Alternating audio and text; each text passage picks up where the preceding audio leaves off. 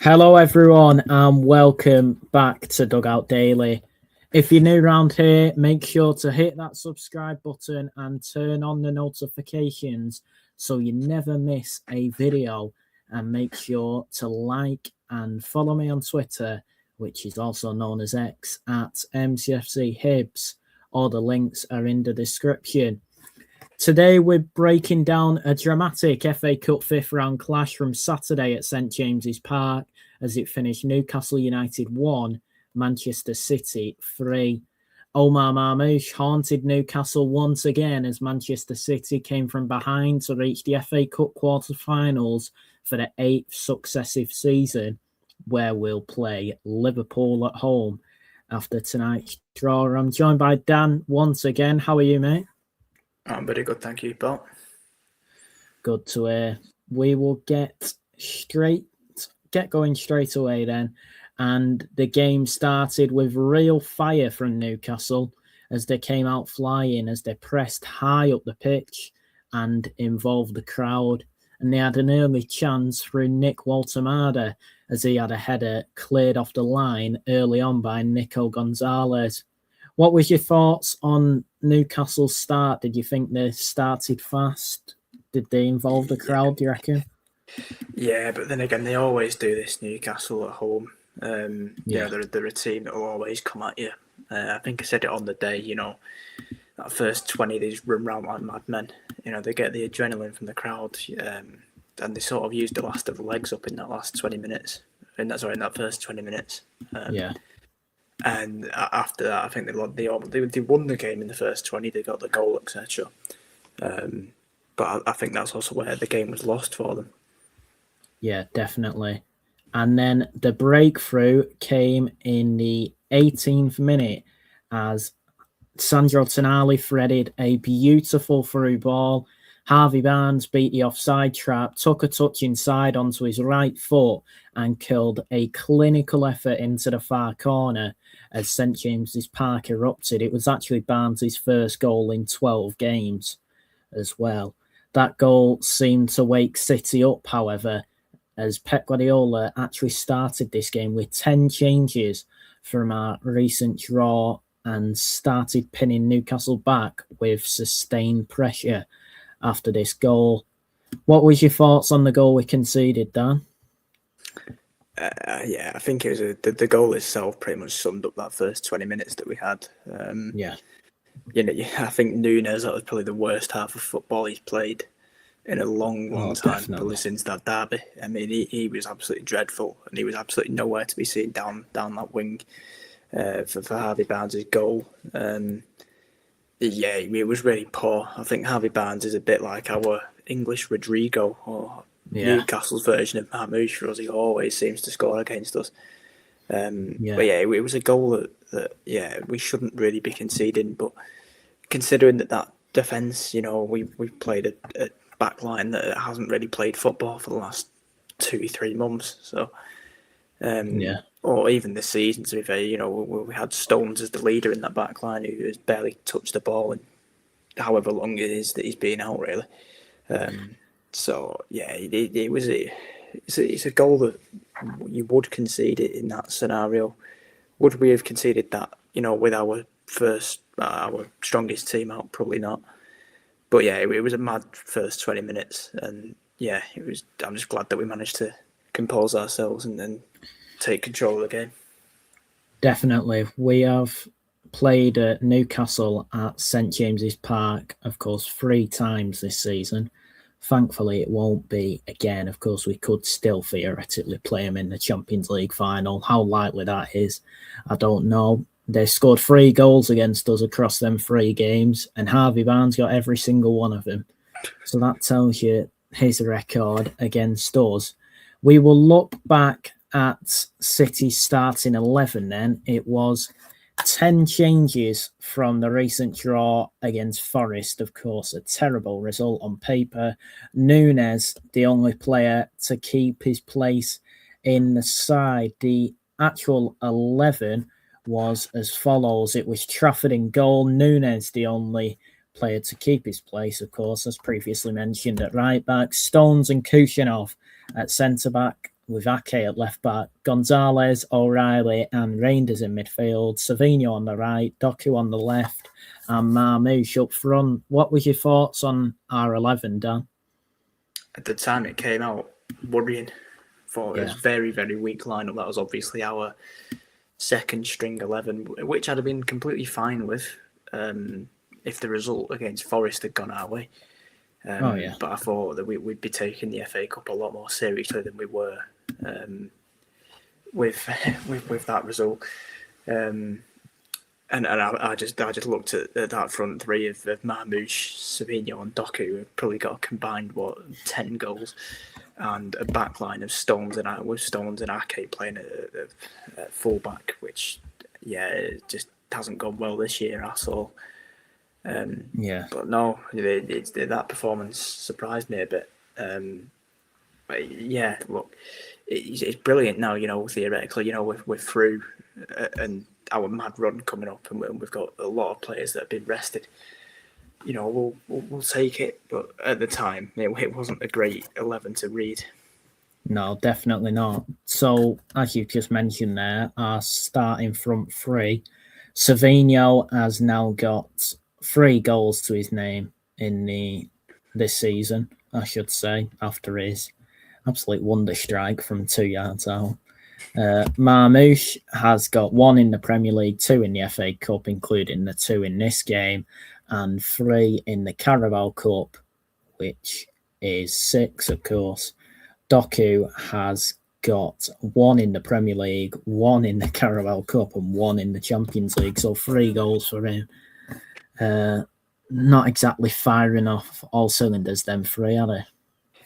No, not at all. And with how we haven't been taking opportunities at the minute, and that was a thing that we've struggled with, especially in that Forest game. I mean, I thought we were out. I'm going to be honest when I saw that team, but look, we'll take that. Definitely. We've now got. They've got minutes under the belt, I guess. I think Doku was always going to play. He's always going to play on Wednesday as well. So that's always something that there's got to be considered. He's got that 80 minutes or whatever it is under his belt. He didn't look fully fit, but against Trent, he doesn't. He only has to be 10% fit to completely rip him a new one. Savinho will be an interesting one to watch in the next few weeks as well. I personally am not his biggest fan, and I don't think he'll be carrying that form of, as you said, the wonder strike where he didn't even know where the ball was. Until 10 seconds after it went over the line. I think it's always good now to have Marmoush up there. I suppose he always does against Newcastle, doesn't he? But we'll see. It's good to have him get a few goals, maybe a bit of a confidence boost. And these players will be needed. You will need Marmoush, you will need Savinho, you will need your Stones, your Ake, your Reinders. You'll need them all now.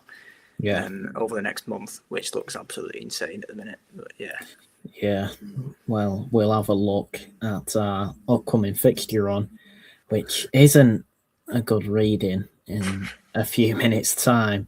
But in the 39th minute, City started pinning Newcastle back, and Jeremy Doku drilled a dangerous cross from the left that went all the way through to the back post as Savinho was unmarked and the ball just struck him before popping over the line for the equaliser. It was a scrappy one, but it levelled things up right before half-time. It was, looking back, it was a crucial goal, of course, just before the break. What were your thoughts on that one, Dan? I thought a miracle had happened. I thought I was watching a different. I thought I'd fell asleep and was dreaming. I never thought I'd see the day he'd actually score a goal, let alone an important one like that. But, credit to him, his foot was there. It bounced off his foot, went over the line. Fair enough. But no, to be fair, look, as I said, as you can tell, I'm not his biggest fan, but he was absolutely class on Saturday. He had Lewis Hall on toast, constantly. It was a brilliant time to score. The crowd was down a bit. You don't really want to be going into half time at 1-0 down, because that's where the the Madrid game will start creeping into Pep's mind and the players' mind. Save yourself. I think that really woke the game up, and as I said, Newcastle burnt themselves out in the first 20. Because Eddie Howe seems to have 11 players that he picks, and that's that. Which obviously was perfect for us. We had a few fresh players in there that have just returned from injury and whatnot, like Savinho. Players like Nico Gonzalez and Reinders, who haven't really played much recently. And it worked out really well in the end. Yeah, definitely. Newcastle looked stunned heading into the break, and things got worse quickly after the restart. City picked up exactly where we left off, as in the 47th minute, Mateus Nunes cut the ball across from the right, and there was Omar Marmoush at the far post to lash it home after a cool touch. City were then in front, and the momentum had fully swung. And 18 minutes later, Marmoush delivered the killer blow as he picked up the ball just outside the box and unleashed an absolute rocket that left Aaron Ramsdale with no chance to make it 3-1, as he sealed the tie and underlined why he's become Newcastle's nightmare, as he's now got 7 goals in 6 games against the Geordies. What was your thoughts on Marmoush's brace, Dan? Yeah, it was almost like he was back to his best from last season. That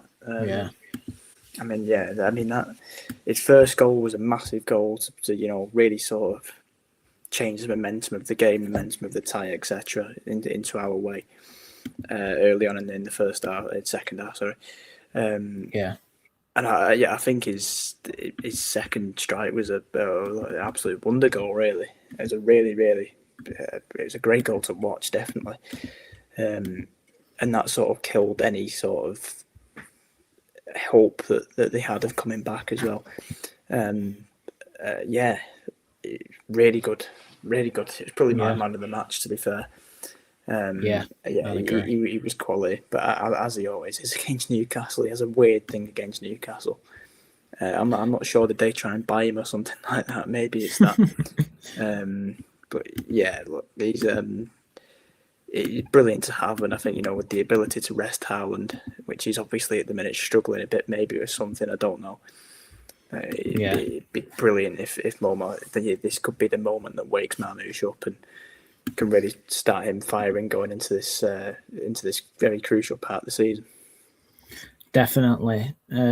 His post-match words summed it up, with both giving him man of the match. As he said, it was an amazing performance. We didn't start well. We conceded early, but we showed our mentality and our passion on the pitch, and we're very happy to go through to the next round. Would you agree with that? Yeah. Very simple. Very just understood that he understands that first 20 wasn't great. I don't think the first 20 has ever been great at Newcastle. It's always been a horrible place to go to start, because their crowd, I don't know, I've never seen a fan base that celebrate getting a throw in like the Geordies do. I think fantastic little just calm down. I think we did it very, very similarly. We obviously didn't concede, but we had a very similar game plan in the League Cup semi-final. We weathered the storm of that first 20, and then you Nico Gonzalez, your Stones, really, those experienced players who have played in Pep's system and whatnot. Keep the ball, kill any sort of momentum, tire them out, etc. It's worked perfectly for us. 100%. We will look at Newcastle's perspective then. Their Wembley dream is now over, of course. Eddie Howe only made 4 changes, despite them actually playing a day before us in the Champions League. They play Barcelona tonight while you're watching this. Their starting 11 was Ramsdale in goal, Trippier, Chow, Botman and Hall as a back four, with Tonali, Willock and Walter Marder in midfield, Elanga, Asula and Barnes across the front three. And like I've just said there, the upcoming tie against Barcelona showed how seriously he was actually taking this competition as their best shot at silverware and probably European qualification. at the minute as well. Of course, that's not the case anymore. They're currently down in 12th on 39 points, 5 points behind Brentford in 7th and 4 behind Everton in 8th at the minute. It's, as previously said, they started well for City into errors, but once the equaliser went in, they dropped deeper, got very tired, it looked like to me as well, bypassed in midfield and failed to deal with the cutbacks. It was like City of 5 or 10 years ago, weren't it, with Sterling and Sane cutting it back, the deep runners into midfield, your likes of Gundogan, De Bruyne, etc. It was, some would say, a performance of old. Would you agree with that, Dan? Yeah, I also think the dynamics of the team have actually changed quite well. I think that team that we put out was quite similar. Nowhere near the quality, but quite similar to the actual dynamic of that team. You had one very calm defensive midfielder, very good, solid. That front three, you have, it's almost like that Sterling and Sane were both rapid, quick, techie little, wingers that, would be able to cut back into Aguero up front. And look, Marmoush is nowhere near Aguero, but he's that sort of 9, if you will. He's that sort of small striker type build. Definitely. So I think that was probably what, obviously Pep already has the tactical, whatever it is, he already has that blueprint set out from 10 years ago. And some of the players know it. Look at Stones, look at Ake. They've been here long enough. They know exactly what they're doing. You even looked into midfield. Reinders, he wasn't great, but he, as you said, he did make those deep last-minute runs. Probably could have had a goal or should have had a goal on another day. And it's good to have a team that can't just play one way. If we can have a team like that, if need be, we can turn up to places and play a totally different style of football to what the people were expecting, and to roll the years back and play that 4-3-3 tiki-taka sort of, whatever it was, the tactical blueprint, it'd be brilliant. But really good, really good. Yeah, definitely. It's the second season in a row Newcastle have been knocked out in the 5th round after 9 straight progresses in this round before last season. Of course, they're in the middle of a tough run as well. Starting from Valentine's Day, they've played Villa away, City away, Everton at home, United at home, City at home, and then in the next couple of weeks, they've got Barcelona home and away, Chelsea away on Saturday. They've got the Tyne and Wear derby at home to Sunderland, and then the first game after the international break is Palace away. It's a tough run of fixtures for them, isn't it? Yeah, I think their season now, unless they have a miracle against Barcelona, is over. I think. Yeah. I can't see them getting Europe, which is shocking with that squad and that budget, etc. Definitely. I think this is just going to be an Eddie Howe farewell tour, basically. I think he'll, he should be gone probably at the end of the year, and then Newcastle will just, look to reset, rebuild with a new man in charge. As it seems like every other team could be looking for a manager this summer, ourselves included.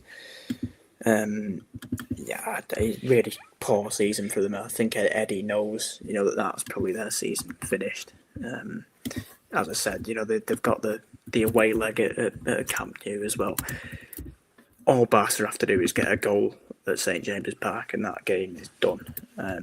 But they only have themselves to blame. I think Eddie, especially himself, is probably to blame for this. For them, as I mentioned previously, their lack of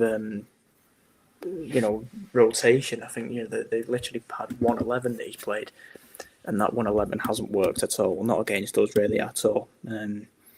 I think tactically he's completely outdone by Pep. I mean, that's obviously no feat. He can do anyone on his day. But I just think the dynamics of that team, that they really base themselves on having a really tough and physical midfield.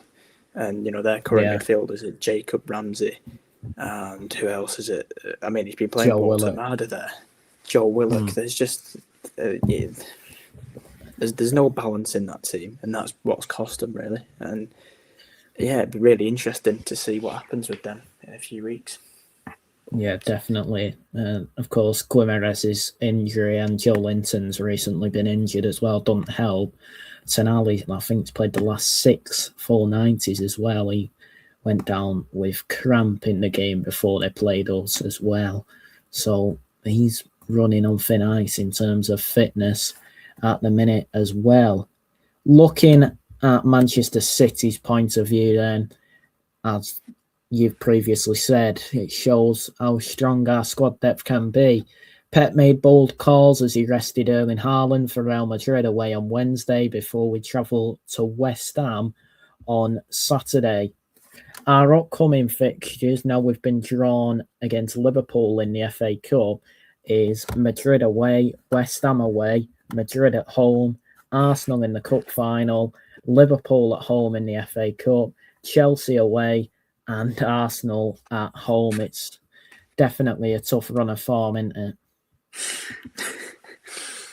I mean, I think that's the toughest run I've ever seen us have in the. Yeah, I've never seen anything like it.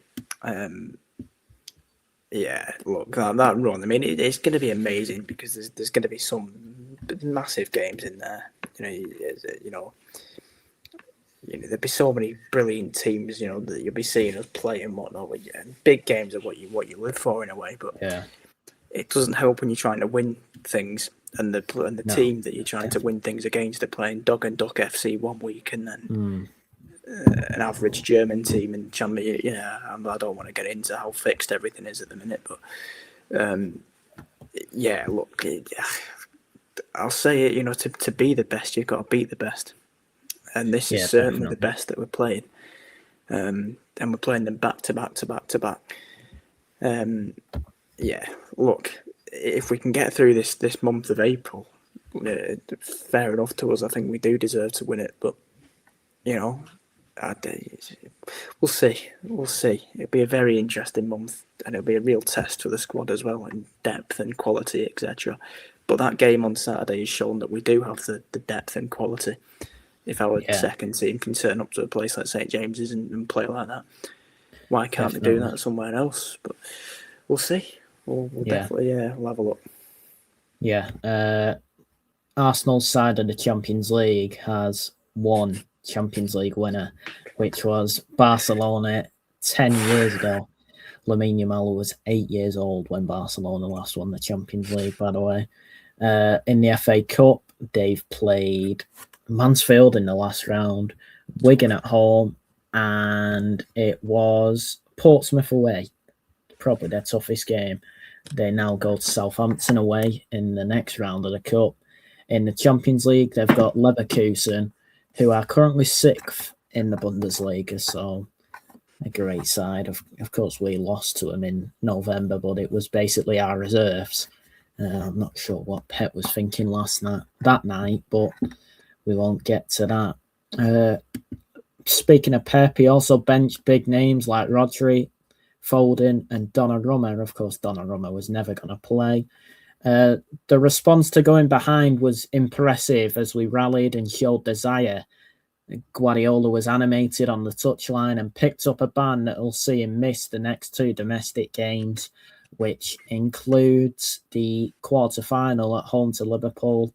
Their favourite man, Pep Lijnders, will be on the line for that game, as well as West Ham away.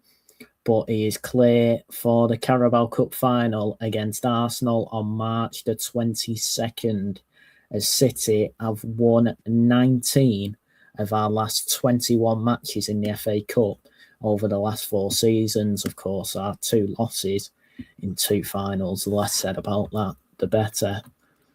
Pep Guardiola praised the turnaround as he said, "We played so good. The first 20 always in this stadium is difficult. But after, when we made sequences of passes, especially Savinho and Doku, it was so decisive." He also said, "We were incredible and this was the best performance we played in this stadium under him."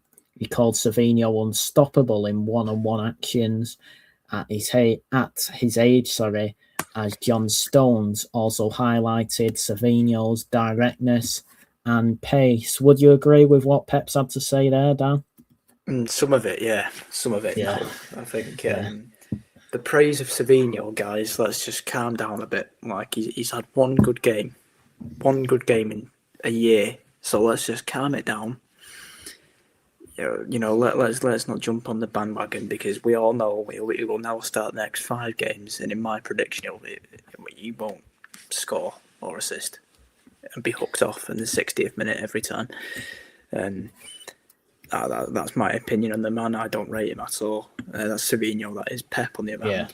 Yeah, I think he said something very similar to myself, actually. That first 20 minutes at St James's Park is always difficult, etc. I agree with that.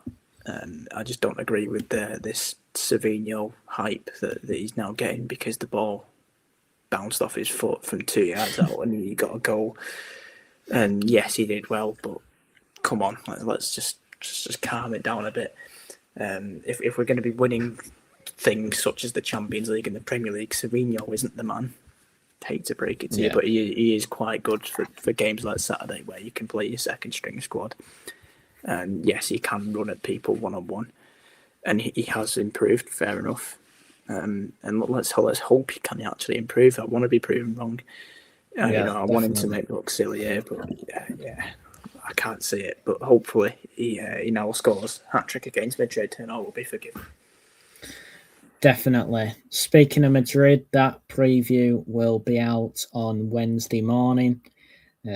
That's it for this video, of course. If you're new around here, make sure to subscribe, turn on the notifications, so you never miss a video, and make sure to like the video and follow me on Twitter, also known as X, at MCFC Hibs. All the important links are in the description.